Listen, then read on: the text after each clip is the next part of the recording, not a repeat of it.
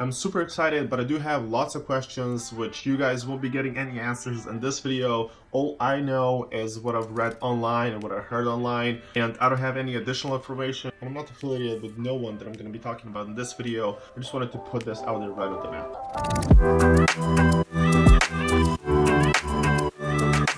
Yes, Hawaiian ban has been lifted, and there's two things that you guys have to know right off the bat is that this won't be as it used to be before.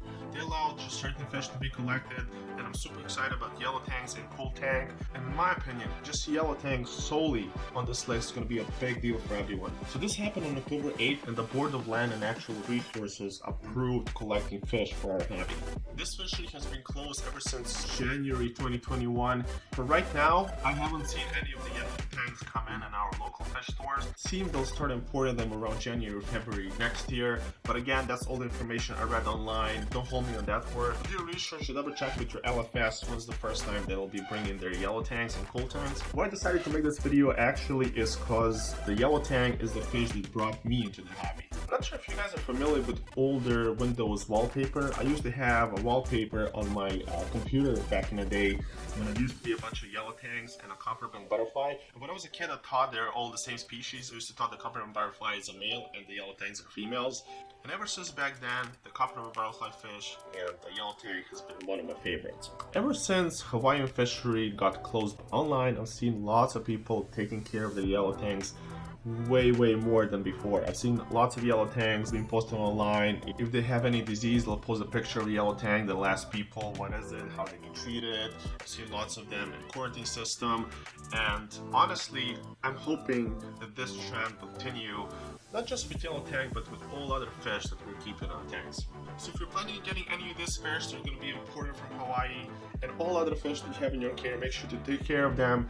And right after this video, just go on YouTube and just make sure to do lots of research about quarantine fish. So when that fish arrives to the United States or wherever you live, just make sure to quarantine it and take care of it.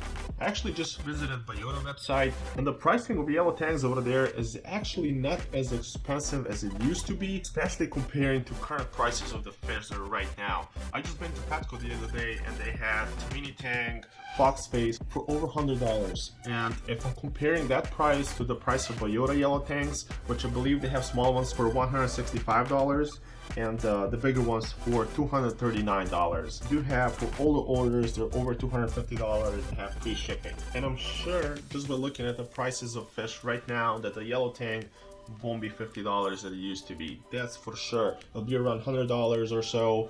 And if it is like that, honestly, I think it's a better choice for you to go to Biota and purchase tanks from them. The market is going to dictate its prices depending on how much they'll be able to bring, since I believe they won't be able to bring as much as they used to. I think they're going to have a certain amount of fish that they'll be bringing. Of course, here in the United States, I assume that we'll be getting the first yellow tang, and I'm pretty sure in the beginning that price will be pretty high, but afterwards, I believe that the price won't be that far off between captive bred and wild caught yellow tang. Would you get the captive bred yellow tang? It's risk-free. You don't need to quarantine at all. You just drop it in your tank and call it a day. Would you get a wild one and go through all that quarantine process? If you haven't checked out my last video, we're talking about how to set up a simple nano reef tank.